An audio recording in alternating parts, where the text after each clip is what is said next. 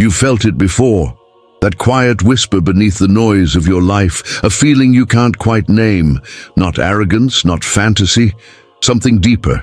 Something that makes you wonder if maybe, just maybe, you were meant for more than this. And then the doubt rushes in.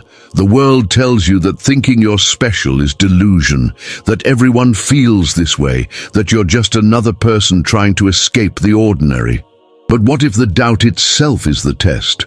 What if the very fact that you question whether you're chosen is the first sign that you are? Most people never ask the question. They move through life on autopilot, following scripts written by others, never pausing to wonder if there's a reason they're here, beyond survival and distraction. But you're different. You're watching this. You're seeking. And that seeking isn't random. It's the universe recognizing itself through you. You think you found this message, but what if this message found you? Let's talk about what it really means to be chosen. Not in some ego-driven, I'm better than everyone way. Not as a badge to wear or a story to tell at parties. Being chosen isn't about superiority. It's about assignment. It's about being selected for a specific kind of work that only you can do. And here's the truth. Most people won't tell you. Being chosen is not a reward. It's a responsibility. It's not about ease. It's about endurance. The chosen ones aren't given easier lives, they're given harder ones. Because transformation doesn't happen in comfort, it happens in the fire. So why you? Out of billions of souls moving through this existence, why would you be chosen? Let's go deeper. The first reason is this: you've been broken open. And I don't mean you've had a hard life, though maybe you have. I mean something in you has cracked. Some illusion you once held sacred has shattered. Maybe it was a relationship that fell apart. Maybe it was a dream that died. Maybe it was a moment when you looked in the mirror and didn't recognize the person staring back. Whatever it was, it broke you. And in that breaking, light got in. Leonard Cohen said it. There's a crack in everything. That's how the light gets in. You've been cracked open, and now you can hold more truth than you could before. Most people spend their entire lives defending against that breaking. They build walls. They numb. They distract. But you let it break you. And that willingness to be broken is what makes you a vessel for something greater. The chosen ones are always the wounded healers, the shamans, the mystics, the ones who've descended into their own underworld and returned with medicine. You can't guide others through darkness if you've never been lost yourself. You can't offer real hope if you've never faced real despair. Your pain wasn't punishment. It was preparation. Every moment you thought you were falling apart, you were actually being reassembled into something stronger, something more spacious, something capable of holding the paradoxes that break smaller minds. Think about it. The caterpillar doesn't become a butterfly through comfort. It dissolves completely in the chrysalis. Its entire body liquefies.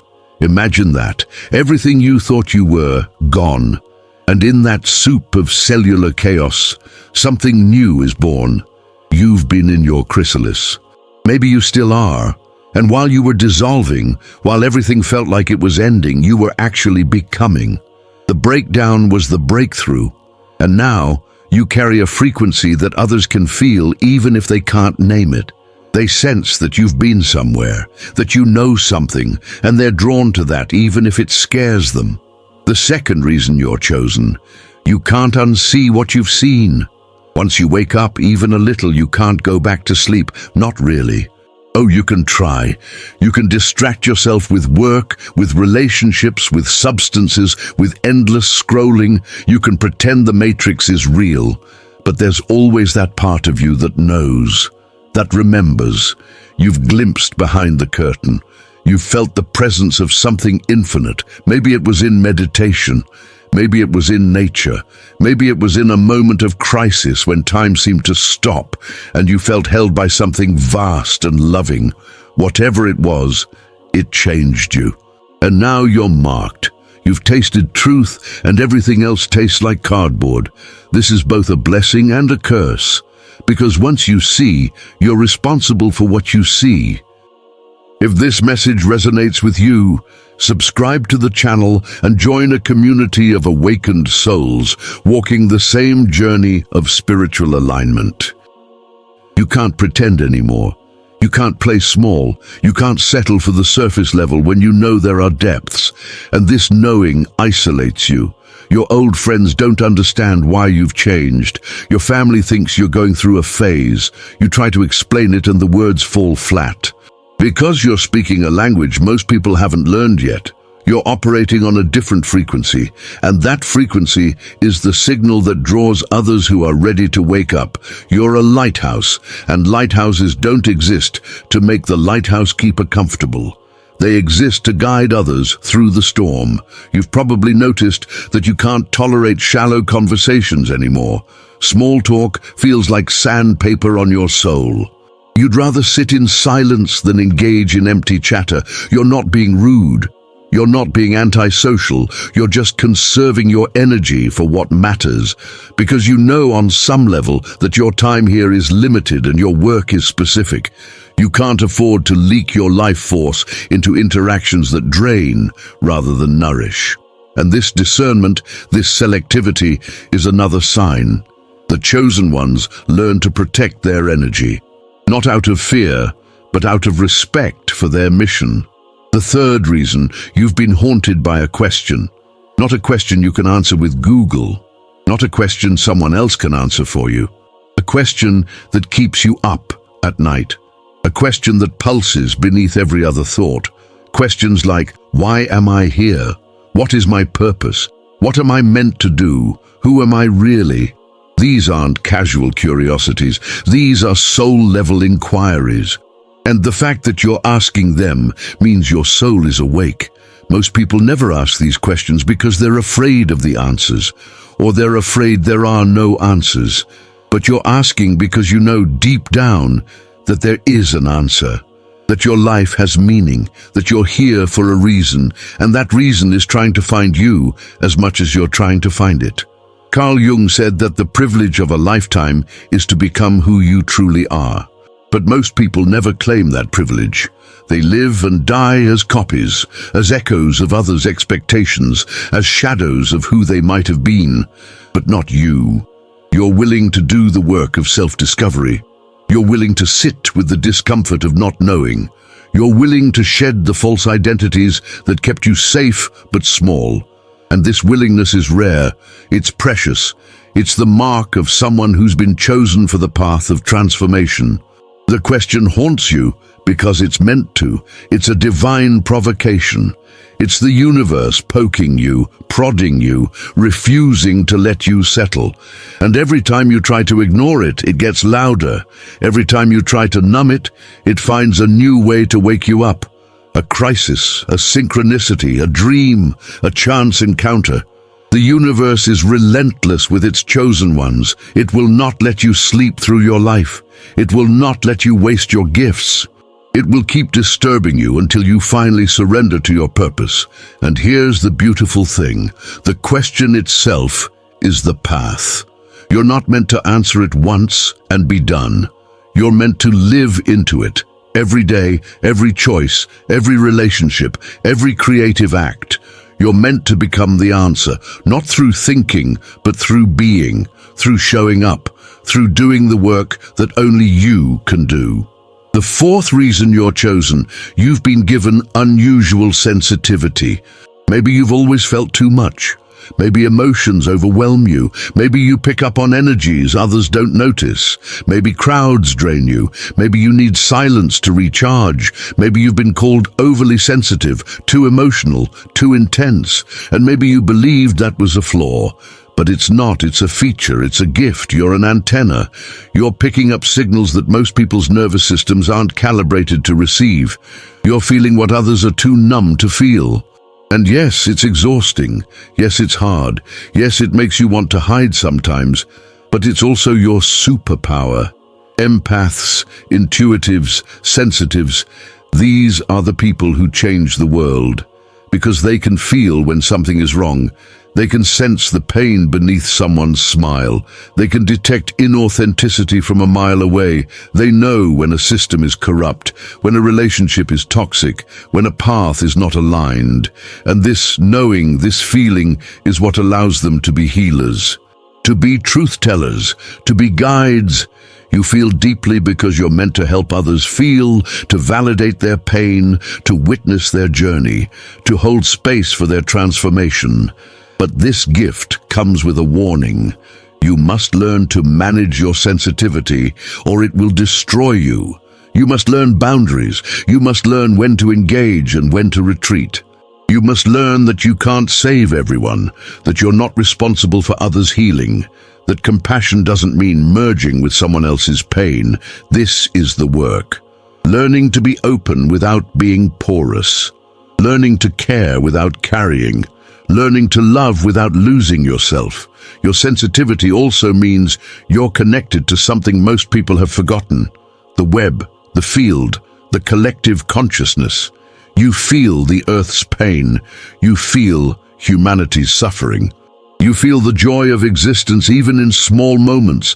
A bird's song, sunlight through leaves, a stranger's smile. You're alive to life in a way that most people aren't. And this aliveness, this raw openness to existence is what makes you a channel, a conduit, a bridge between worlds. The fifth reason you're chosen: you've been walking the path even when you didn't know there was a path. Look back at your life. Really look. See the pattern. See how you've always been different. How you've always questioned. How you've always sought meaning, how you've always felt like you didn't quite belong. That feeling of not belonging? That's because you're not meant to fit into the world as it is. You're meant to help create the world as it could be. You're not meant to blend in. You're meant to stand out, not for attention, not for validation, but because your difference is the point. Your uniqueness is the gift. Your outsider perspective is what allows you to see what others miss. You've been preparing for this moment your entire life. Every book you read, every course you took, every mistake you made, every person you met, every heartbreak, every triumph, every moment of confusion and clarity, it all matters. It was all curriculum. You've been enrolled in the universe's mystery school, and you didn't even know it. But now you're starting to see the thread, the pattern, the purpose.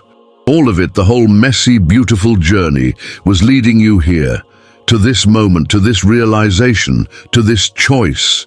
Because that's what it comes down to. A choice. You can accept that you're chosen, or you can deny it. You can step into your role, or you can keep playing small. You can trust the calling, or you can drown it out with doubt. But here's what you need to know. The calling doesn't go away. It gets quieter if you ignore it, but it never disappears. It's always there, waiting. And every time you betray it, a part of you dies. Every time you choose safety over truth, comfort over growth, acceptance over authenticity, you feel it. That hollow ache, that sense that you're missing something, that feeling of being alive but not living. So what does it mean to accept that you're chosen? It means you stop waiting for permission. It means you stop looking for external validation. It means you trust the pull, even when the path isn't clear. It means you honor your intuition, even when it doesn't make logical sense. It means you speak your truth, even when your voice shakes. It means you create, even when you're scared. It means you show up, even when you're tired. It means you keep going, even when no one is watching. Being chosen doesn't mean life gets easier. It means life gets more meaningful. It means you trade comfort for purpose. It means you trade fitting in for standing out. It means you trade approval for authenticity. And yes, it's scary. Yes, it's lonely sometimes. Yes, you'll lose people who can't match your frequency, but you'll also find your tribe, the other chosen ones, the other seekers and truth-tellers and healers. And when you find them, you'll recognize each other, because you speak the same language, you see the same thing, you're on the same path. And here's the secret: you don't have to do this alone. The universe supports its chosen ones. Not always in the ways you expect, not always with material abundance or external success, but always with synchronicity, always with signs, always with guidance. Pay attention. The messages are everywhere, in songs, in conversations, in dreams, in numbers, in nature. The universe is always speaking to you, always guiding you, always confirming that yes, you're on the right path. Yes, you're doing the work you came here to do. Yes, you're exactly where you need to be. Your life is not an accident. Your struggles are not meaningless. Your gifts are not random. You are here because you chose to be here. Before you incarnated, you said yes to this mission. You volunteered. You knew it would be hard. You knew you might forget who you are. You knew there would be moments of doubt and darkness, but you came anyway, because you also knew that on the other side of the forgetting is the remembering, and the remembering is worth everything. So remember. Remember who you are. Remember why you're here. Remember that you're not broken, you're breaking through. Remember that you're not lost, you're being found. Remember that you're not alone. You're supported by forces you can't see but can definitely feel. Remember that you're not ordinary. You're extraordinary, pretending to be ordinary until you're ready to reveal yourself. You are the chosen one.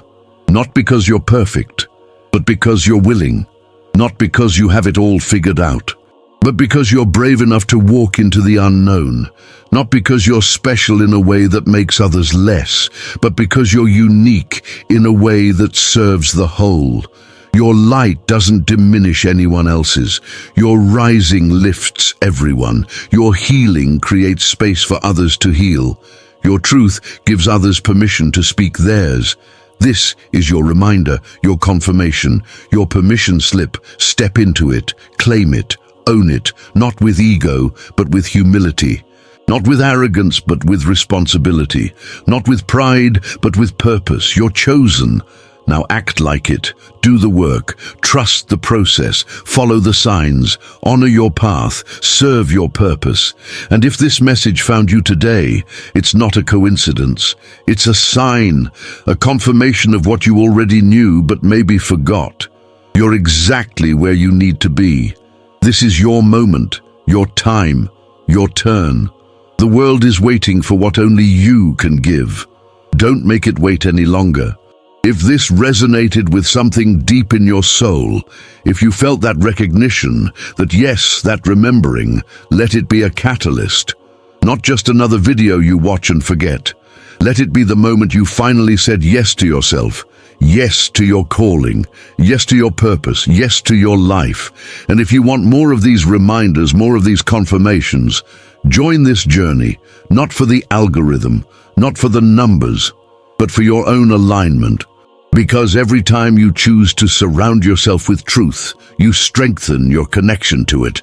You're not subscribing to a channel, you're committing to your awakening. And that commitment changes everything. You are chosen. Now go be who you came here to be.